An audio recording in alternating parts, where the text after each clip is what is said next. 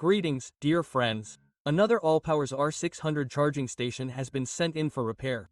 It's defective and won't turn on. We've seen several repairs of this same model on this channel before, but with different issues. I haven't yet discussed the cause of the defect, as it does with this particular station, so I decided to record this video. So, the station has stopped turning on. It won't start even when connected to a 220 volts power cable.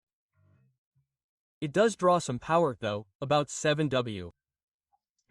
There's no response to the power button. This is how the defect manifests itself. Incidentally, the cause of the defect turns out to be common. This is already the third station with the same problem recently. I also noticed that all the problematic stations had a gray case. I don't know if this has anything to do with the problem, but it's just a fact. I'm disassembling the case. I've already described how to disassemble them in previous repairs of this station, so I won't go into that detail. After disconnecting the battery cable, I decided to check for a short circuit in the power supply, as this is often the cause of problems like failure to turn on. This case was no exception. The multimeter showed a short circuit on the main power supply contacts. All that remains is to determine what caused this short circuit and fix the problem. Typically, the cause is on the board located on the front panel of the case, as it contains the majority of the voltage converters. I disconnect the wires and cables from the board, unscrew the screws, and remove the device.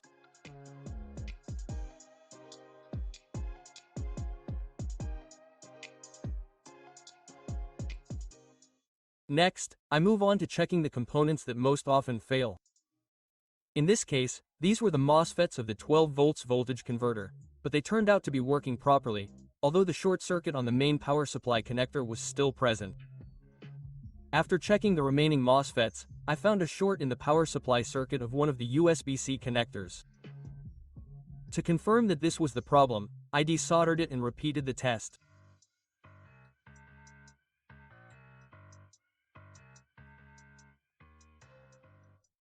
All its contacts were shorted.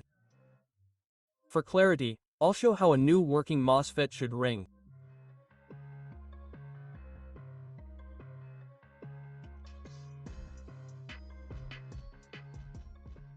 Okay, now I solder the new MOSFET in place of the faulty one.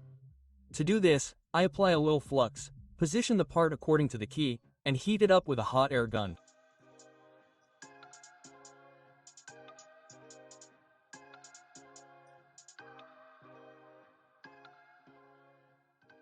Done. I check to see if the short circuit from the main power supply has cleared. Now there's no short circuit. I can connect the power supply and test the operation. Great, the device turns on and responds to the buttons. I can replace the board and proceed to full testing. The station turned on and worked, but one annoying issue emerged. The right USB-C connector isn't working. There's no power to it.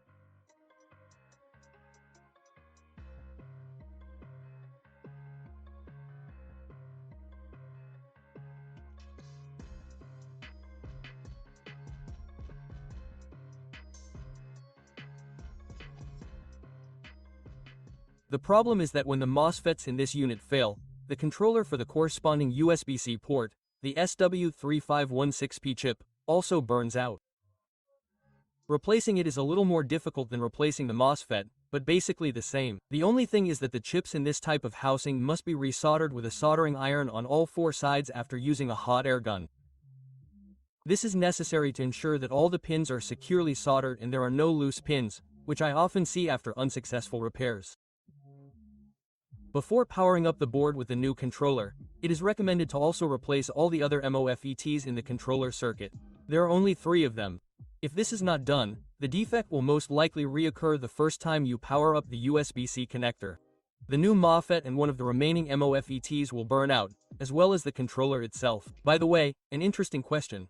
Why do MOSFETs burn out in the first place? I think I found the answer when I was examining the same MOSFETs from another similar station. The fact is that the resistance between the drain and source of MOSFETs begins to increase over time. This refers to the open state of the transistor, when it passes current through itself. Look at the voltage drop between the drain and source of the new MOSFETs. It's clearly zero or a short circuit between the drain and source terminals. Now, here's the voltage drop across the MOSFETs on the board. They're 4 mV, 3 mV, 1 mV, and 3 mV. You'll agree that the difference with new MOSFETs is quite significant, so the old MOSFETs should heat up significantly under load and burn out, which I've already observed several times. This is what the consequences look like. For this very reason, I'd recommend replacing all the MOSFETs that were working alongside the burned out ones at once. Now that the entire set of components on the faulty USB-C connector has been replaced, everything is working again. Power is supplied to the output, so we can reassemble the device and begin testing. I found no additional defects during testing, and this completes the repair. Dear friends, that's all I have for today. Thank you all for your attention, and I'll see you in other repairs. See you soon.